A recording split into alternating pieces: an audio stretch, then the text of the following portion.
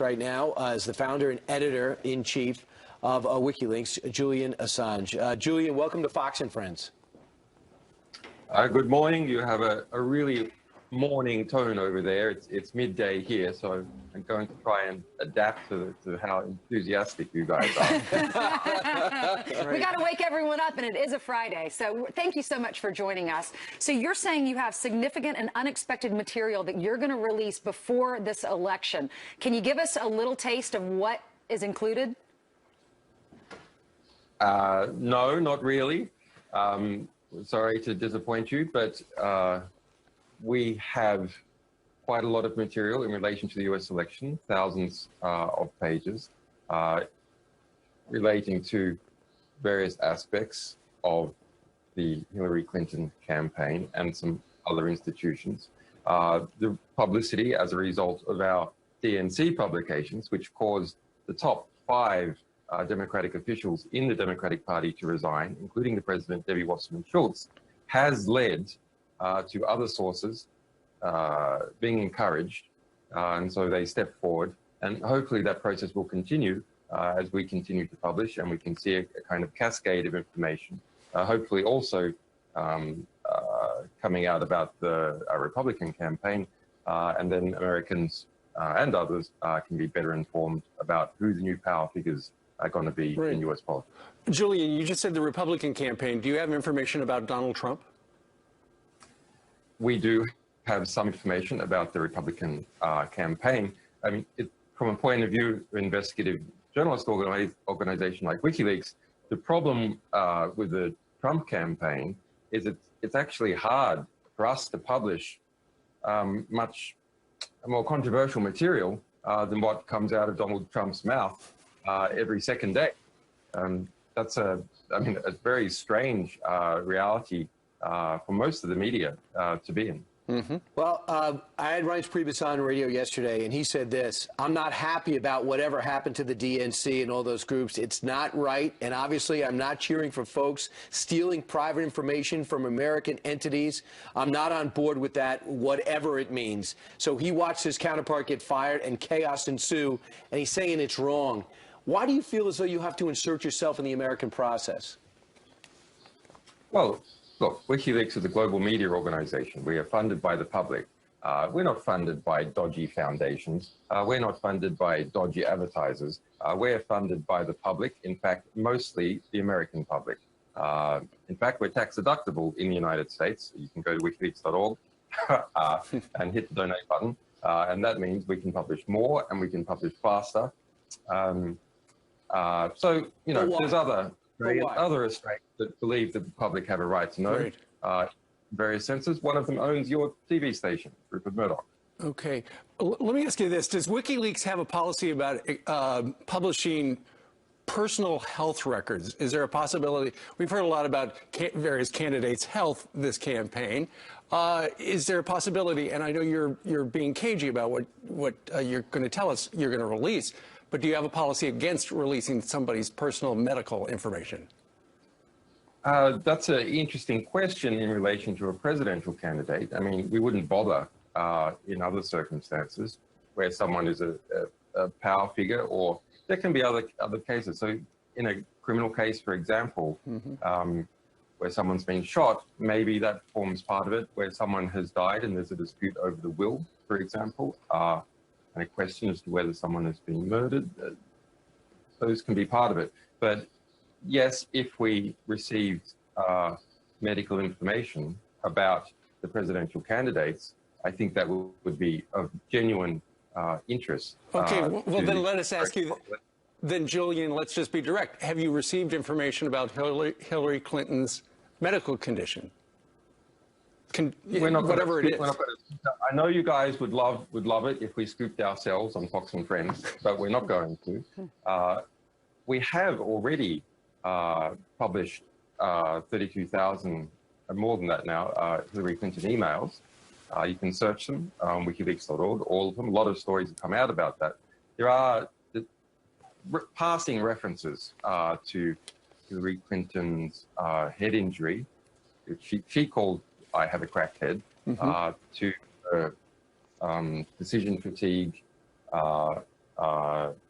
to her looking up monadophyll, which is also called Provigil in the United States, which is a sort of an alertness drug. It's not to say that she has some necessarily serious disorder.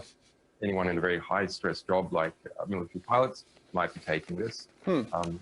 But I think it is perfectly acceptable to reveal serious information about our presidential candidates. That's a long history in the media, in fact, that they should disclose themselves information that might affect their ability to do the job. Julian, what is the most shocking thing that you have found out about Hillary Clinton? Well, I think the most interesting and serious relate to upcoming publications we have, a variety of different types, but a lot of information that we have already published. I mean, it may not be that apparent to most people who are not sort of specializing in geopolitics or national security, but a major failure by the Trump campaign and the Bernie Sanders campaign. Hillary Clinton tried to run on her having judgment and experience in the State Department. Later on, those campaigns, too late in the process, in my view, started picking up that the experience was mostly a bad experience.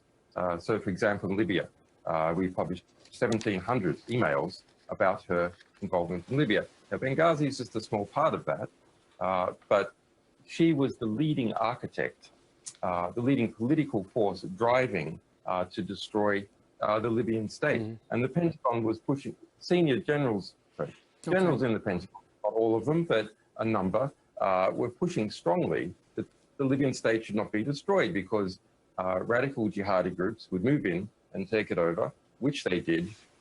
It's now a failed state, ISIS, etc. Right.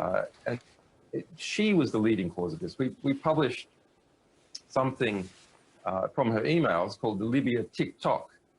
That's her internal brag sheet of how she was the person behind the Libyan catastrophe. It was produced in late 2011, before it was that ISIS had moved in.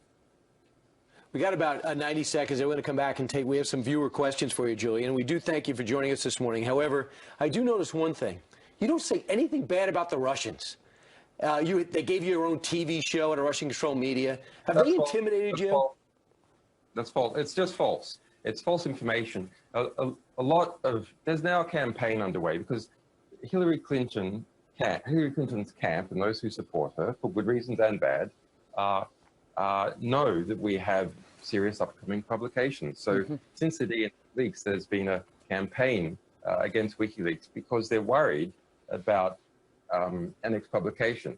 And we have a perfect record over a decade of having never got it wrong with what we publish. So they can't attack the substance. They can't attack the evidence we produce. They can't attack our analysis.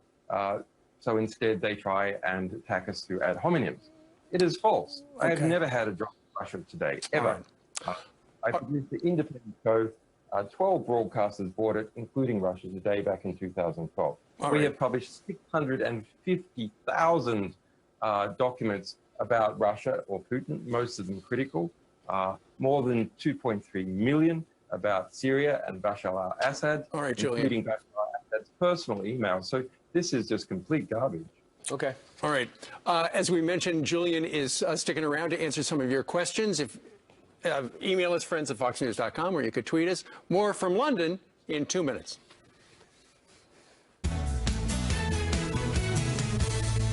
I want to give you a chance to talk to Julian Assange through questions. WikiLeaks founder is with us right now. He's the editor-in-chief, and he's in the Ecuadorian embassy over in London. And here's the first question from Twitter. Yeah, Chris on Twitter said, has anyone approached you with offers trying to silence you? Julian?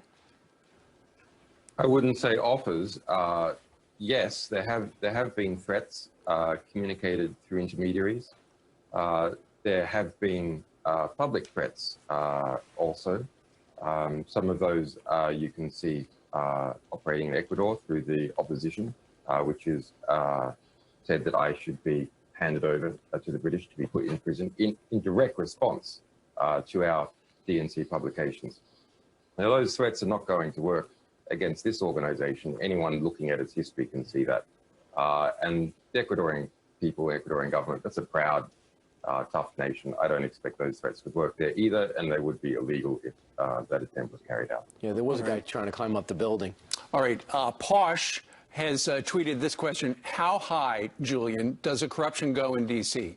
Is that why she is untouchable? Well, I mean, the corruption goes, depending on how you define corruption, all the way to the top, obviously. I mean, that's no surprise to say that. No, what's happening is a form of elite immunity. Now, Hillary Clinton, her administration with Obama, has prosecuted more journalists and journalist sources, including us and our alleged sources, than all, under the Espionage Act, than all previous presidents combined. In fact, more than 3 times as many as all previous presidents combined. They've gone after reporters from Fox, from AP, as well as a wide variety of other sources and small outfits. So when you see that Hillary Clinton has not been prosecuted for more than 100 classified messages that she has exchanged, including ones that bear classification labels, that is elite immunity.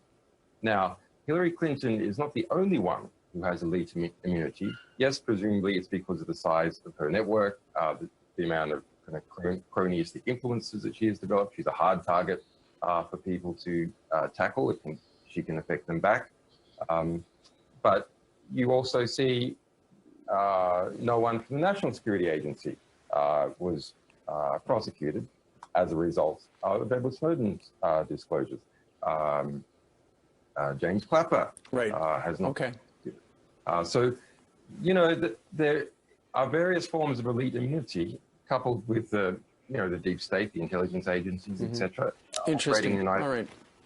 And there's also political elite immunity. You've got enough political power, people can be very hard to prosecute. Well, Julian Assange from London. Thanks for joining us this morning, Julian. You're welcome. All right. Interesting stuff. We only have 4,000 more questions, Okay. but there's only so much time with a bad feed as well.